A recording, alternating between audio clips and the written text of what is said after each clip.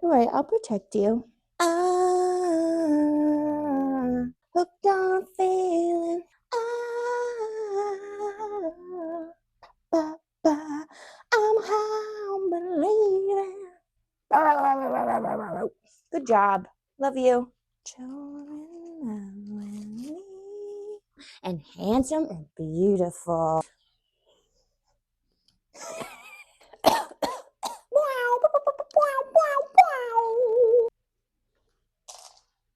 Asana Breakdown. Hi, hello, and welcome to another Asana Breakdown. You may have guessed the pose that we're breaking down based on Twig, my lovely assistant, and most beautiful son's outfit. Yes, you're a very good boy and you're very handsome. Come here. Today, we will be breaking down Hooked on a Feeling that you're in love with me. Oh, motherfucker. Dragon. Oh, you may look at that pose and be like, Jordan, I don't get it. Isn't that lizard? Yes, maybe, sort of. Dragon is lizard kind of in the same way that I'm wearing pants. Maybe I'm not. I am. You can't see them right now. So as far as everyone else is concerned, but just absolutely I am. I am wearing pants. Dragon is the yin counterpart, in a way, to our vinyasa lizard. So with our dragon shape, we're holding that deep hip opener anywhere from 3 to 5 minutes, and maybe not going into our full depth, our full range of motion where we believe that to be right from the rip. We're starting almost like, hear me out for a minute. If you were to close your eyes and picture a tree line, you pause just at the beginning of the forest. I don't know what's in there. Could be all kinds of things in there. I know there's a lot of trees. That's why there is this tree line. Every full cycle of breath, maybe you take one little step further into the forest. Okay? And that's kind of the essence of yin. For our vinyasa lizard, all right, maybe we're not holding that quite as much. There's probably some intuitive or organic movement. That's not really the vibe for today. So for today, we're going to break down our dragon shape, which has a couple of different variations, and also add some proptions and options to help gravity do some of the work for us, to give the body space to surrender. So because we're breaking down a yin pose today, we don't necessarily want or need to warm up the body. If we're going in cold, yes, we can better access those deeper yin tissues, the cartilage, the joints, the ligaments, those pieces. And essentially what we're doing is we're starving those pieces from receiving their juicy juice. They don't get their Capri Sun at snack time. No juice for you. And then we come out of it and there's a whole lot of juice. It's juicy. It is for me. I can tell you when I come out, it's juicy. All right. Starting in our tabletop shape. This is how I would walk through my students in a yin class. Starting in our tabletop shape, okay? Taking the left leg back, maybe bring a little bit of pressure into that left heel. Take a deep breath in, long line from crown to tail and tail to heel. And on your exhale, hug the left knee up. Maybe we want to use the assistance of our left hand to gently bring that left foot up to the outside of the left hand. And from here, maybe we incorporate some blocks, staying up tall, breathing, inhaling to create space, and exhaling, maybe we feel the hips physically or energetically sink a little deeper into the pose. There's this person, Bernie Clark, big yin world person, okay? Google it if you want to. Bernie Clark said something along the lines of, correct me if I'm wrong or don't, we use the pose to get into the body versus the body to get into the pose. So we're not contorting, okay? No contortices on this adventure. And we're here. letting go of the idea that we need to use our absolute most energy to hold us up in space, okay? And in that vein, maybe we bring something beneath the knee. For me, this is that something. Oh, yeah, buddy. I like that. Maybe the wrists are kind of, I don't like this, all right? In that case, perhaps we reach for a bolster or even a block, okay? And bring that beneath the front of the right hip crease. And we're here, okay? This is your run-of-the-mill dragon with a couple of different, options and proptions. Maybe, okay, we even have a block to place under this left side. Oh, hell yeah. I like that. Dude, oh my God. I can fucking hang out here, bro. All right. Oh, yeah, that's nice. And then this allows me, okay, now that I feel supported in my hips, maybe I come down to the forearms, okay? Maybe I even let the head dangle. We're using all of the props today. I like that. Bring something beneath the forehead.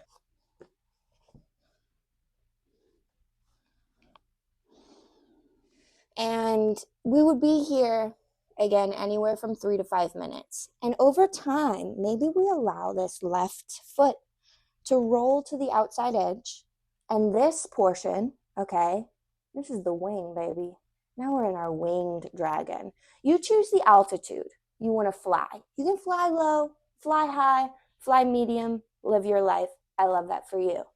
Again, we're using the breath not only to physically create space and sink deeper, but cultivate a sense of mindfulness, of approaching sensation with a warm curiosity. There is sensation in yin. Yin is a sensational practice for me. Okay, I don't know about you, but for me, yin is a practice full of sensation. It's sensational. There's a lot going on right here, right now.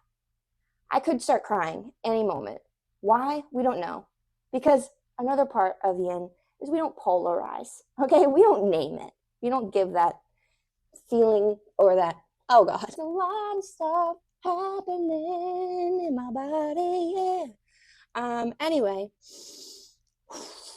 so to come out, just gently come up onto the palms, maybe roll that left foot back to the mat as you lift the hips slightly, press into the mat, press into your blocks, and oh my God, bring that fucking leg back there, bud. Yup. And this is where you get the juice. This is where the juice happens. I don't know what that juice is. I'm not a fucking scientist. I'm just a girl who, does this for a living. And this is where you pause to receive the information that your body's giving you. Again, without polarizing, without naming. We want to bring, if it feels appropriate to you. It's also appropriate to pause in stillness somewhere, to take a full-on beat between each shape, between each side. It's also an option to find some gentle movement, some movement that doesn't excite the muscles too much between sides, between shapes, to clear a pathway for chi, prana, your life force, energy. What we've done is we've kind of blocked off a piece of that energetic highway, if you will. And then everything flushes in. And it can be overwhelming. It can be intense, okay? Or not. The key is to release expectations and go with the flow and bring some easy movement, if you would like to kind of get that highway, that energetic highway back up and running. So let's do that on the second side. Again, starting in our tabletop shape. All right. There's other ways to get there. Maybe you'd even like to be in your tabletop with your hands on blocks already. And inhale, kick the right leg back. Maybe gently press into that right heel. And on your exhale, a little bit of core engagement here, especially in the obliques. Maybe draw the right knee up towards the right elbow, right tricep, and step the right foot forward. Again, option to use this right hand to guide the right foot up. And maybe it's not outside the hand. Maybe it's a little further back. Maybe we have blocks on top of our bolster. All right. Oh God, Jesus. Finding what works for you. For me, I'm cool here, bud. I've cried a lot of tears on this mat. All right. I've made a lot of space in these hips. I prefer to come down on the forearms, maybe even build myself a little shelf here, a little Stonehenge situation, taking 2 blocks, walking them out. And again, seeing how it feels up tall. Taking some deep, steady breaths, maybe even finding a cooling pranayama. If Ujjayi breath is in your practice and gives you a cooling sensation, meaning calms the mind, calms the body, what have you, access that. That soft constriction of the back of the throat, almost like you're trying to fog up a mirror with the lips sealed. And take what you need here. And as I mentioned before, there is sensation in yin yoga. However, that doesn't mean overwhelming discomfort. That doesn't mean pain. Anything that could be described as sharp. No. We don't want that. That's not what this is about. This isn't about self-torture, okay? This is about pausing to notice, all right? Another thing that I find really helpful, especially in these shapes, dragon in particular, for me, super difficult. When I first discovered this pose, it was a yoga with Cassandra, then to yin, okay? No, thank you. Absolutely not. Not for me, all right? However, I was also looking at it like, oh, I've got to get all the way down here. I've got to be in this shape, and I've got to hold it, and I've got to suffer. Because I'm a little bit of a masochist and I'm, mentally ill. However, that's, yes, I'm still mentally ill, but it's not the case that I need to suffer, all right? I don't have to suffer. Anyway, be with the breath, pause to receive, be where you are. One thing that I encourage my students to do throughout practice is to bring a little bit of space between the top teeth and the bottom teeth, and root the tongue down, soften the tongue down to the bottom of the mouth, even if you have to consciously kind of bring it down there. Take a full cycle of breath and notice if this softens any sense of gripping or holding in the body. We want to release the musculature, but we also want to do that safely. So it's important to have some props around, particularly for your yin practice. And again, we'd be here for about 3 to 5 minutes, embracing stillness, approaching that sensation, however, wherever it is, with a warm curiosity, and using the breath to navigate. Noticing the depth and quality of the breath. Is it choppy? Is it difficult? Is it overly constricted? Is it smooth? Are you breathing with a good amount of ease? If you're not, back that thing up, send that booty to outer space, take a beat. You don't have to come all the way out, but you can make an adjustment.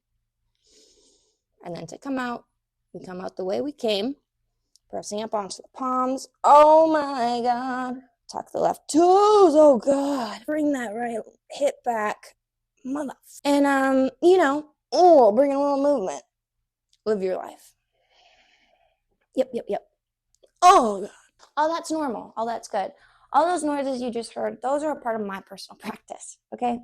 So anyway, another important thing to know after a yin practice, very important to hydrate.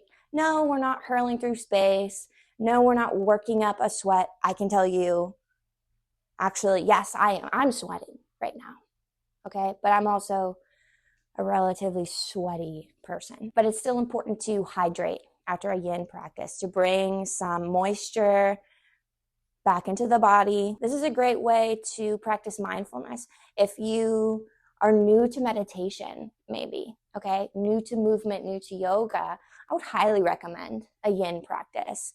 My yin practice kickstarted some of the most life-changing healing for me personally, okay? I carry a lot of stuff in here, all right? I had a lot of baggage. I still do, a little bit. At this point in my life, I have a carry-on bag. But before this, all right, your girl was packing a U-Haul. Today, it's not that way. I move with a little bit more ease, with a little bit of a lighter load, and much of that is due to my yin practice in conjunction with some other things that I do to support my own mental health.